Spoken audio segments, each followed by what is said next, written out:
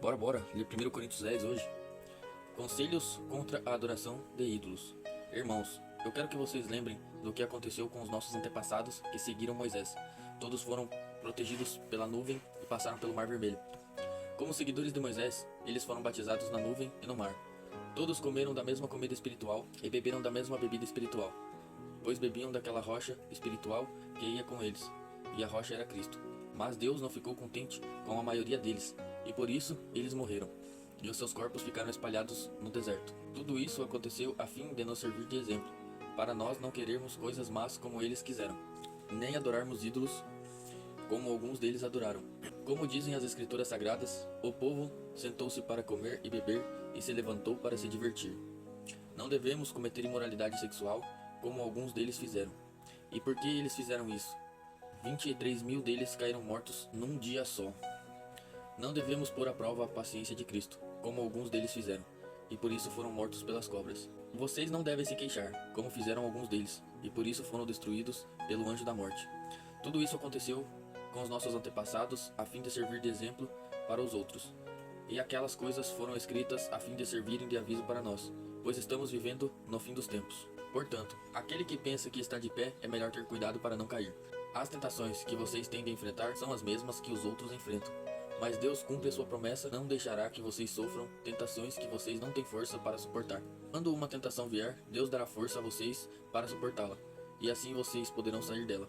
Por isso, meus queridos amigos, fujam da adoração de ídolos. Eu falo com vocês como com pessoas que têm capacidade para entender o que estou afirmando. Julguem vocês mesmos o que eu estou dizendo. Pensem no cálice pelo qual damos graças a Deus na ceia do Senhor. Será que quando bebemos desse cálice, não estamos tomando parte do sangue de Cristo? E quando partimos e comemos o pão, não estamos tomando parte do corpo de Cristo? Mesmo sendo muitos, todos comemos do mesmo pão, que é um só, e por isso somos um só corpo. Pensem no povo de Israel. Aqueles que comem as coisas oferecidas em sacrifício, tomam parte junto no sacrifício que é oferecido a Deus no altar. O que é que eu quero dizer com isso? Que o ídolo ou o alimento que é oferecido a ele tem algum valor? É claro que não. O que estou dizendo é que aquilo que é sacrificado nos altares pagãos é oferecido aos demônios e não a Deus. E eu não quero que vocês tomem parte nas coisas dos demônios. Vocês não podem beber do cálice do Senhor e também do cálice dos demônios.